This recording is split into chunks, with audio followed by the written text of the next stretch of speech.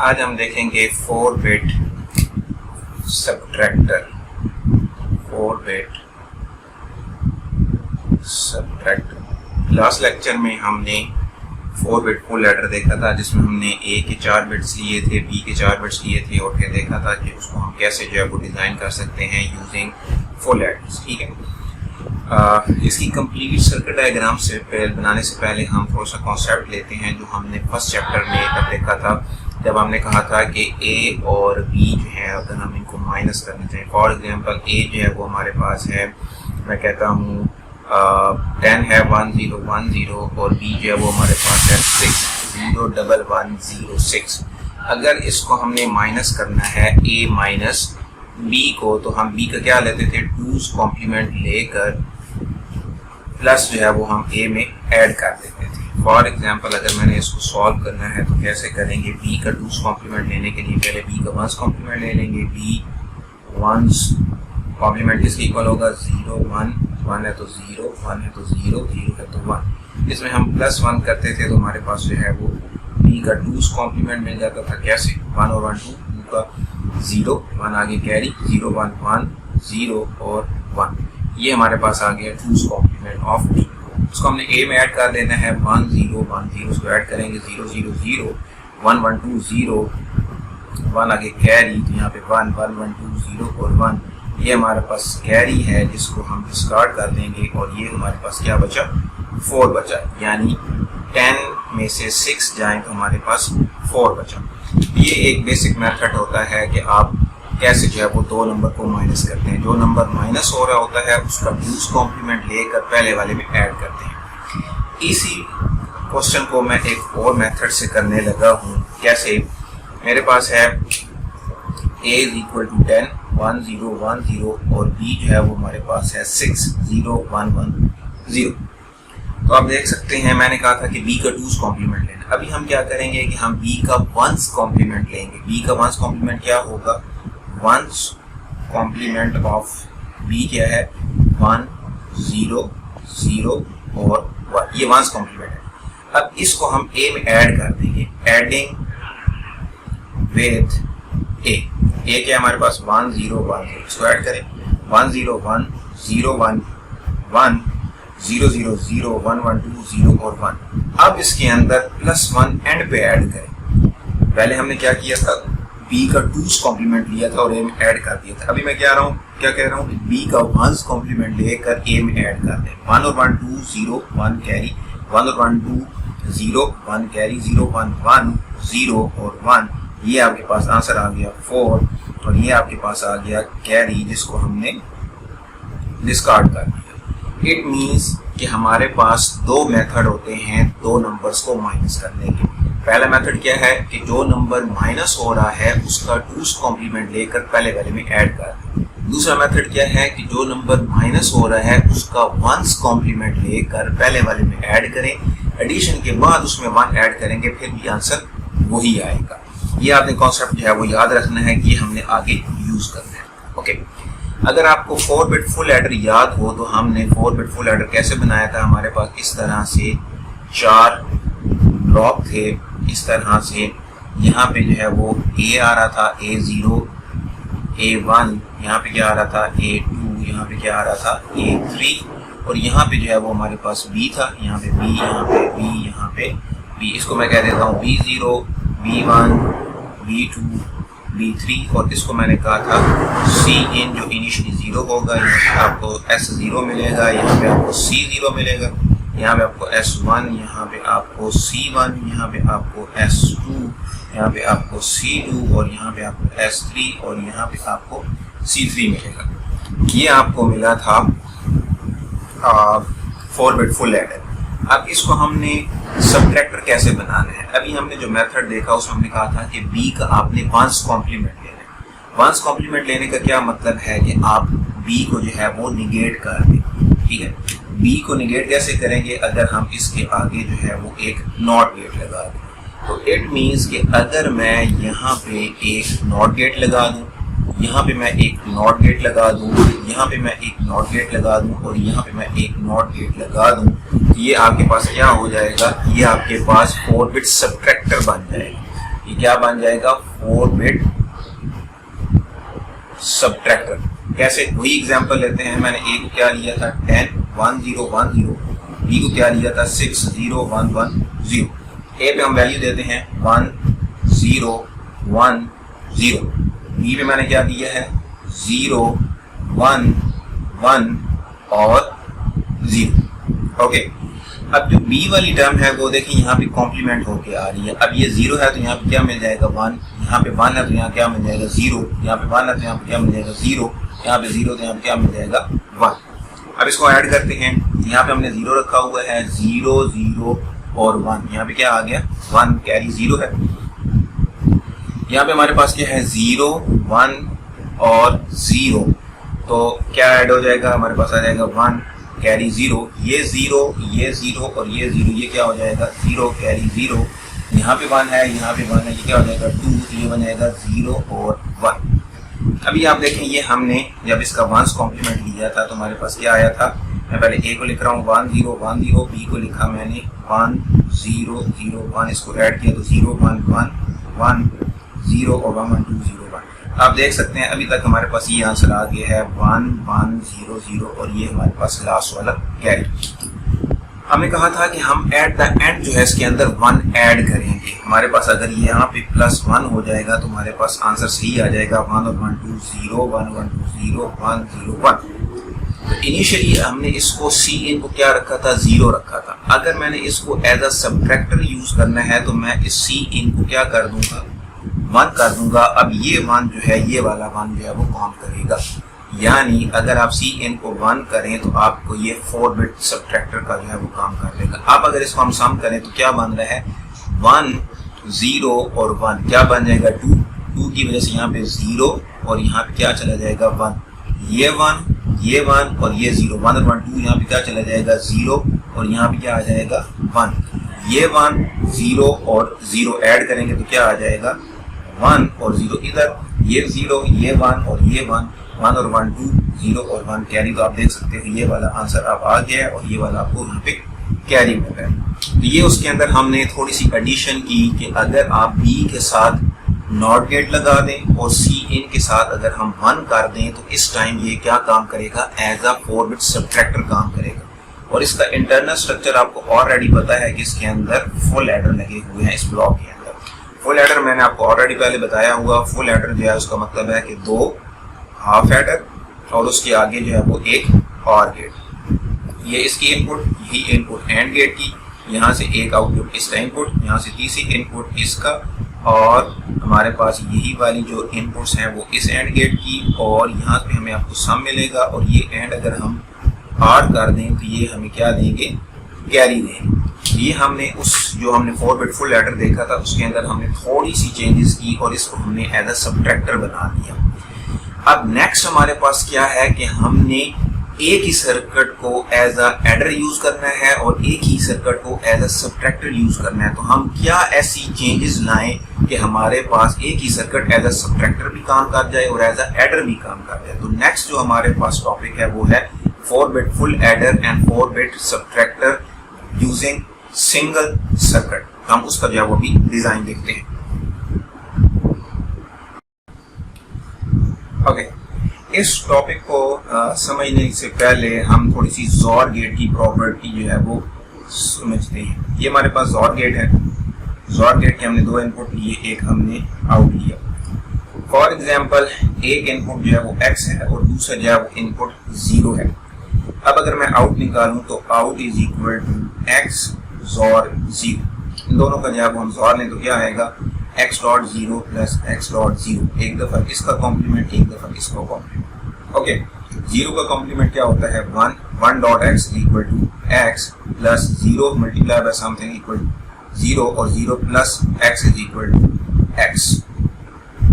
Okay, अब यही चीज अगर मैं 1 के साथ x का जो है वो जोर लेता हूं ये इस तरह से, अब हमारे पास out is equal to x XOR 1, यानी x dot 1 plus x dot 1। इसके ऊपर एक दफा इसका कॉम्प्लीमेंट, एक दफा इसका कॉम्प्लीमेंट। 1 का complement 0, 0 multiply by x equal to 0 plus 1 multiply x का कॉम्प्लीमेंट x का कॉम्प्लीमेंट और ये 0 प्लस x का कॉम्प्लीमेंट x का कॉम्प्लीमेंट। तो ज़ॉर की क्या प्रॉपर्टी है? ज़ॉर की प्रॉपर्टी क्या है कि अगर हम उसको 0 के साथ ज़ॉर लें तो हमारे पास x एज इट इज आता है, अगर हम x का 1 के साथ ज़ॉर लें तो हमारे पास कॉम्प्लीमेंट आता है। ये कॉन्सेप्ट वेरी इंपॉर्टेंट है क्योंकि इसी ने आगे हमारे सर्किट में यूज होना है। ओके, 4 बिट फुल एडर की हमने डायग्राम देख ली थी। अब मैं अगर b को ज़ॉर गेट में से गुजारूं तो हमारे पास दोनों सर्किट मिल जाएंगे। कैसे? फॉर एग्जांपल ये मैंने लगा दिया एक ब्लॉक, ये मैंने लगा दिया दूसरा ब्लॉक, यहाँ पे आ गया हमारे पास तीसरा ब्लॉक और यहाँ पे आ गया हमारे पास फोर्थ वाला ब्लॉक। यहाँ पे हम एज इट इज क्या देंगे? A0, यहाँ पे क्या देंगे हम? A1, यहाँ पे हम दे देते हैं A2 और यहाँ पे हम दे देते हैं A3। ठीक है, ये हमारे पास सारे क्या लगे हुए हैं? Full adder, full adder, full adder और फुल एडर। यहाँ पे हमें क्या मिलता है? सम मिलता है S0, S1, यहाँ पे हमें क्या मिलता है? S2, यहाँ पे हमें क्या मिलता है? S3। यहाँ पे इसी तरह से ये कैरी है, इसको मैं C1 कह देता हूँ, इसको मैं C2 कह देता हूँ, इसको मैं C3 कह देता हूँ, इसको हम C4 कह देते हैं और यहाँ पे हमारे पास क्या है? Cin है। ओके, ये हमारे पास एक कॉमन सर्किट था। अगर यहाँ पे मैं B को नॉट गेट से गुजारूंगा तो वो कॉम्प्लीमेंट बन जाएगा और उस टाइम Cin को अगर हम मान रखें तो ये एज अ सब्ट्रैक्टर काम करेगा। अगर मैं B की वैल्यू एज इट इज लेकर आऊं तो वो एज अ एडर काम करेगा। अब इसी सर्किट को मैंने एज अ यूज करना है एडर B और एज अ सब्ट्रैक्टर B। मैं कहता हूँ कि मैं एक ऐसी कॉमन चीज लगाऊं जिसकी सिर्फ मैं इनपुट चेंज करूँ तो वो एज अ एडर काम करे, उसकी इनपुट दोबारा चेंज करे तो वो एज अ सब्ट्रैक्टर काम करे। तो बेस्ट वे क्या है कि आप यहाँ पे क्या लगाएं? ज़ॉर गेट। अभी हमने ज़ॉर गेट की प्रॉपर्टी देखी थी कि अगर उसका एक इनपुट 0 हो तो वो एज इट इज जो है वो आगे इनपुट भेजता है और अगर वो 1 हो तो वो कॉम्प्लीमेंट भेजता है। क्या मतलब इसका? ये हमारे पास है B0, ये इसकी दूसरी इनपुट, ये हमारे पास क्या है? B1, ये इसकी दूसरी इनपुट, ये हमारे पास क्या है? B2, ये इसकी दूसरी इनपुट, ये हमारे पास क्या है? B3 और ये इसकी दूसरे वाली इनपुट। ये जो दूसरी है इसको हम कंबाइन कर देते हैं इस तरह से और इसको मैं कनेक्ट कर देता हूँ इसके साथ। अब इससे फायदा क्या होगा? इसको हम यहाँ पे इसके साथ कनेक्ट कर देते हैं, यहाँ पे, यहाँ पे, यहाँ पे। इसका फायदा क्या होगा कि अगर मैं यहाँ पे 0 दूं, अगर 0 देंगे तो दूसरी इनपुट ऑफ ज़ॉर क्या हो जाएगी? 0। उस वक्त क्या होगा कि B0 एज इट इज यहाँ आगे, B1 एज इट इज यहाँ आगे, B2 एज इट इज यहाँ पे आगे, B3 एज इट इज यहाँ पे आगे। तो उस वक्त ये एज अ एडर काम करेगा। अगर मैं इस Cin को 1 कर देता हूँ तो इस ज़ॉर गेट की दूसरी इनपुट पे क्या मिलेगा? 1 मिलेगा। अभी हमने ज़ॉर गेट की प्रॉपर्टी देखी कि अगर उसके दूसरे इनपुट पे 1 हो तो पहले वाले का कॉम्प्लीमेंट मिलता है। तो हमें B0 का कॉम्प्लीमेंट, B1 का कॉम्प्लीमेंट, B2 का कॉम्प्लीमेंट, B3 का कॉम्प्लीमेंट। तो उस वक्त ये एज अ सब्ट्रैक्टर काम करेगा। मैं यहाँ पे लिख देता हूँ, दोबारा लिख रहा हूँ, if Cin equal to 0 this circuit will be work as adder. अगर Cin जो है वो 1 है उस टाइम एज अ सब्ट्रैक्टर जो है वो काम करेगा। ओके, अभी हम इसको एज अ सब्ट्रैक्टर जो है वो काम करते हैं क्योंकि हम ऑलरेडी जो है वो एडर दे चुके हैं। सब्ट्रैक्टर काम करके देखते हैं ये कर रहा है। वही बार एग्जांपल ले लेते हैं। A जो है वो हमने 10 लिया था, B जो है वो हमने 6 लिया था। ओके, मैं यहाँ पे वैल्यूज पुट कर रहा हूँ। A पे है 1 0 1 0, ये हमारे पास A की वैल्यू है। B की वैल्यू क्या है? 0 1 1 0, 0 1 1 एंड 0।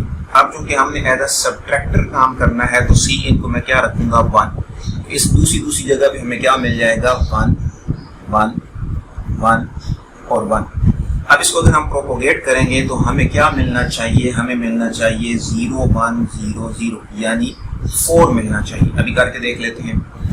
0 और 1, ज़ॉर गेट की प्रॉपर्टी क्या है कि सेम इनपुट पे जो है वो हमें 0 मिलता है, डिफरेंट पे 1। यहाँ पे क्या मिल जाएगा? ये डिफरेंट इनपुट्स हैं तो हमें यहाँ पे 1 मिल जाएगा। तो आप देख सकते हैं ये ऑटोमेटिकली इसका कॉम्प्लीमेंट बन रहा है। ये इसका 1's कॉम्प्लीमेंट बन रहा है।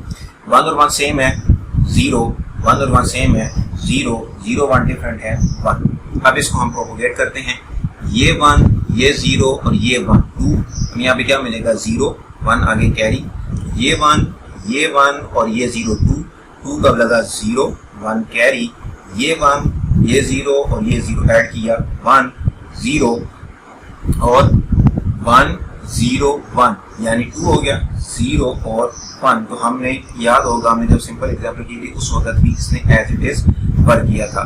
तो हमारे पास ये सामने एग्जाम्पल है, हमने इसको सब्ट्रैक्ट करके देख लिया है। तो ये एक कॉमन सर्किट है जिसको हम एज एडर भी काम कर सकते हैं, एज ए सब्ट्रैक्टर भी काम कर सकते हैं। वही मैं लिखूंगा कि अगर सी इन जो है वो 0 होगा तो ये सर्किट एज अ एडर काम करेगा, क्योंकि उस वक्त जोर गेट की जो दूसरी इनपुट है वो 0 मिलेगी, उस वक्त B0 B1 B2 B3 as it is आगे जाएंगे, उस वक्त ये एज अ एडर काम करेगा। अगर मैं सी इन इक्वल टू 1 कर दूंगा तो उस वक्त ये एज अ सब्ट्रैक्टर काम करेगा, क्योंकि आपने यहाँ पे देखा अभी हमने यहाँ पे 1 बांध दिया तो इसने इसको निगेट करके आगे भेज दिया। तो ये एक कॉमन सर्किट था। अभी जो है इसमें से एक कॉन्सेप्ट रह गया है, वो भी हम देख लेते हैं। यहाँ पे आपको बुक में एक जोर गेट नजर आएगा, यहाँ पे ये एक जोर गेट दिया हुआ है, इसकी एक इनपुट यहाँ पे आ रही है, एक इनपुट जो है वो यहाँ से आ रही है और इसको उसने बी का नाम दिया हुआ। अब ये किस लिए है?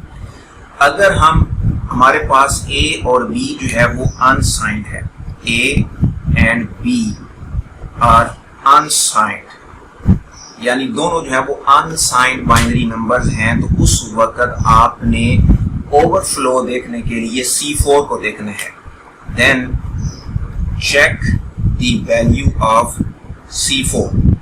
If C4 equal to 1 overflow, if C4 equal to 0 no overflow. Okay, जब हमारे पास साइंड बाइनरी नंबर्स होंगे, if A and B are, इनमें से कोई एक नंबर जो है वो क्या हो जाएगा, साइंड बाइनरी नंबर हो जाएगा। A और B is signed binary number, तो उस वक्त आपने B को देखना है। Then check V, if V equal to 1 तो हमारे पास क्या है, overflow. If V equal to 0 no overflow. ठीक है, मैं दोबारा रिवाइज कर दूं, अगर हमारे पास ए और बी अनसाइंड बाइनरी नंबर है, यानी इनके साथ कोई साइन नहीं लगा हुआ, तो आपने इस C4 को देखना है कि इस पे ऊपर 1 आई है वैल्यू या नहीं आई। अगर 1 आई है तो इट मींस ओवरफ्लो। अगर ए और बी में से कोई साइंड बाइनरी नंबर आ जाता है तो उस वक्त आपने इसकी वैल्यू देखनी है बी की, तो बी अगर 1 होगा तो वो ओवरफ्लो अकर कर जाएगा। अब ओवरफ्लो क्या है?